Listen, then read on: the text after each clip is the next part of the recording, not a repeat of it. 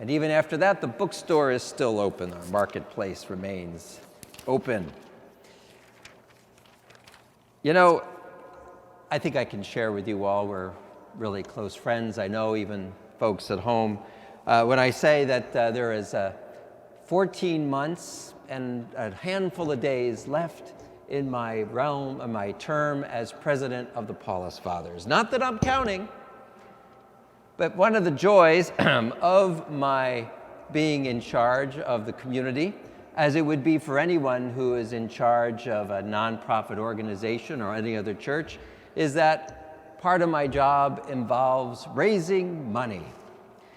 And right now, we're in the process of trying to put together all the shekels to build this lovely building. Can I get a picture of that building, Michael? Now, you can't see it here. This is one of the benefits that people at home will have in exchange for not receiving the Eucharist in person. It's a picture of the seminary that we hope to build, a 25,000 square foot building that'll be on our property of our seminary in Washington, D.C. It will house some of your friends. Can I have the next picture, Michael? It's a picture of your old friends, Chris Lawton and Dan McLenau, 2 of 4 of St. Paul's parishioners who seek to live in this new building that we're raising money for. It's an audacious undertaking, one that I wish I never got involved with in the first place, because building anything in the District of Columbia is like trying to get a stimulus package through Congress. It is that difficult to do. And I worry even deeper than that, and this is a trap for anyone raising money, is to make sure it's being done authentically and from the heart.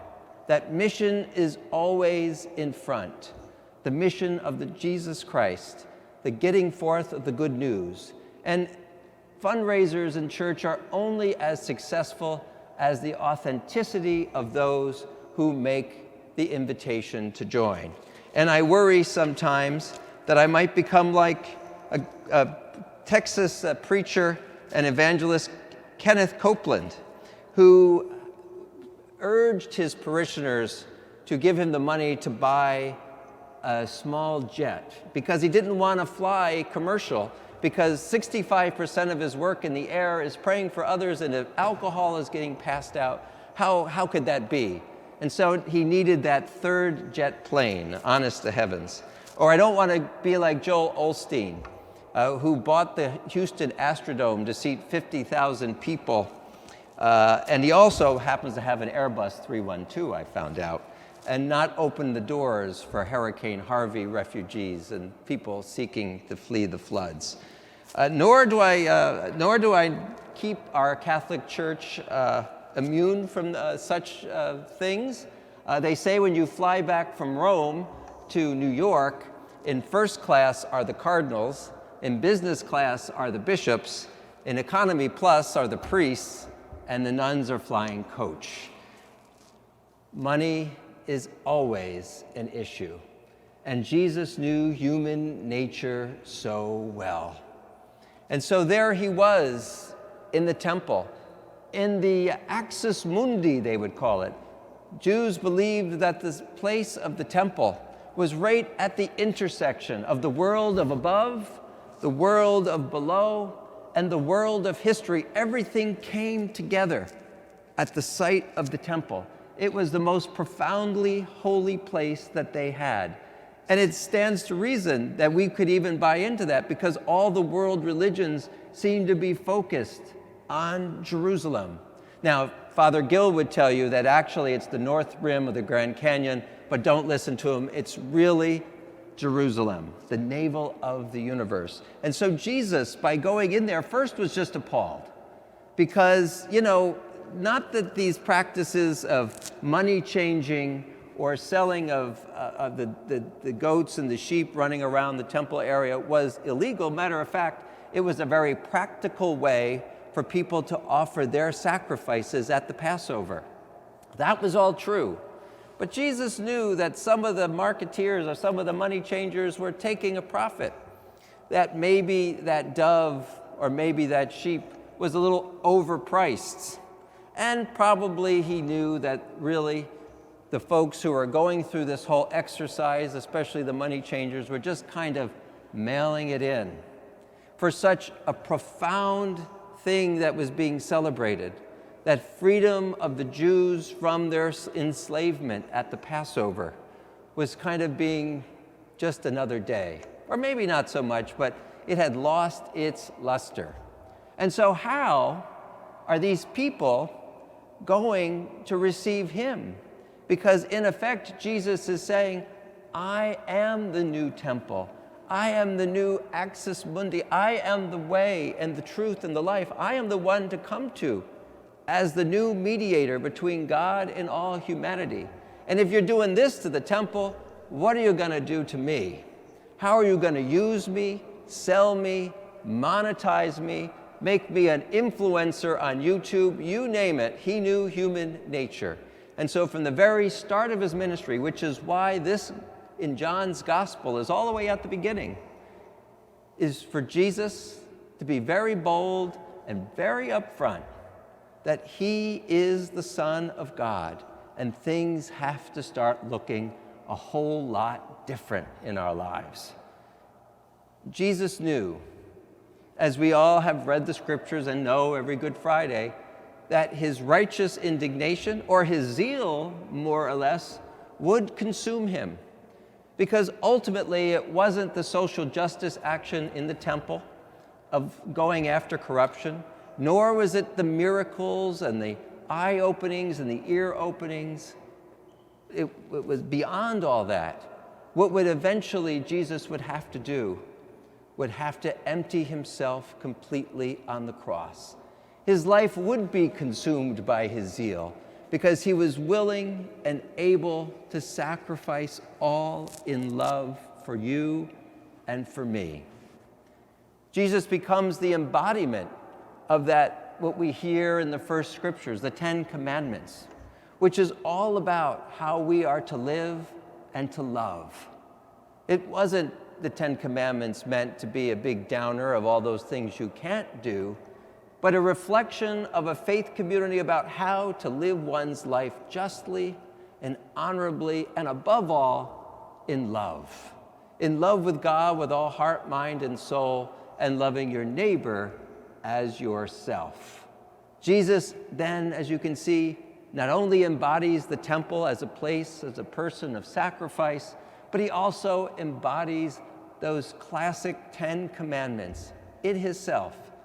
And he makes it even simpler for us to do that.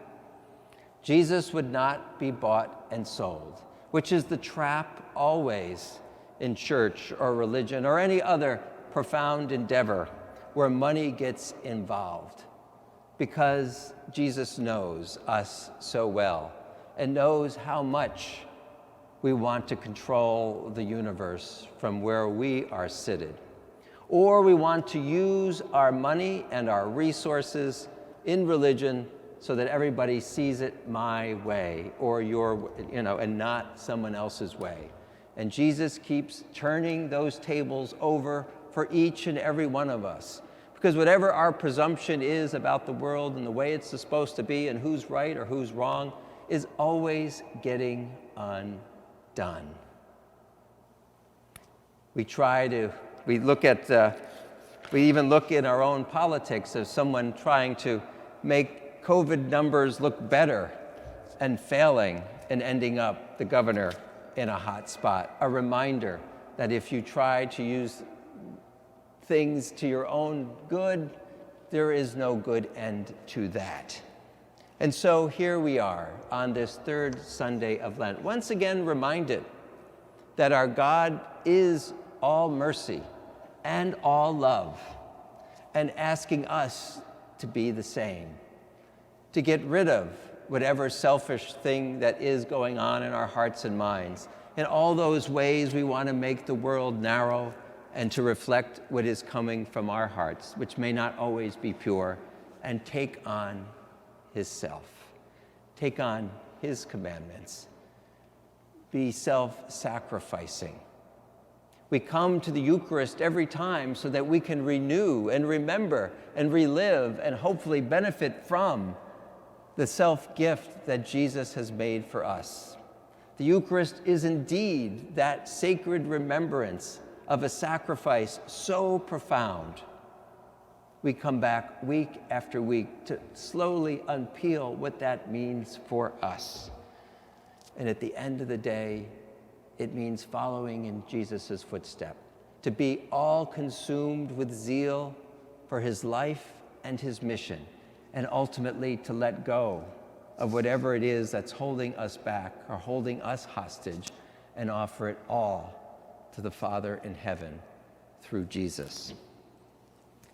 As I am going through this fundraising exercise for this building in Washington, I keep one person in front of me to remind me about what it's all about. And Michael, if you can show the third picture to the folks at home. This is a photograph of Father Richard Colgan, the novice, or late novice director of the Paulist Fathers.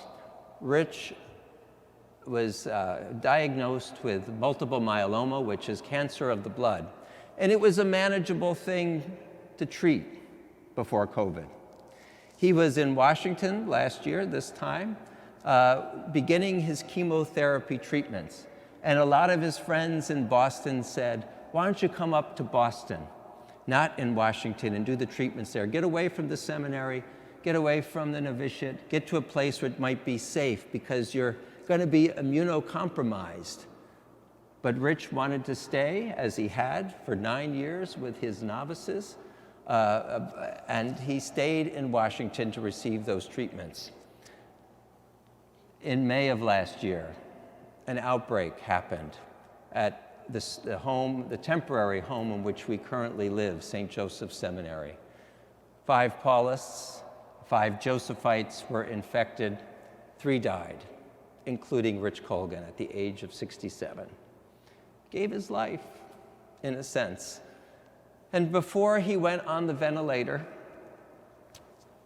Chris Lawton, who I spoke about, who is also kind of looking after his medical treatment, said to Rich right before the ventilator went in, and he's just channeling all the thoughts and prayers that we had for Rich as he was going to go into the next phase of hopefully getting through COVID. He said to Rich, we just want to let you know, everyone just wants you to know that we all love you. To which Rich, with a twinkle in his eye and a little smile on his face, I'm imagining, said back to the nurse, I know that they love me. The last words he spoke as he went on the ventilator. And just 5 days later, died one of the more peaceful deaths they had at the ICU at the Washington Hospital Center.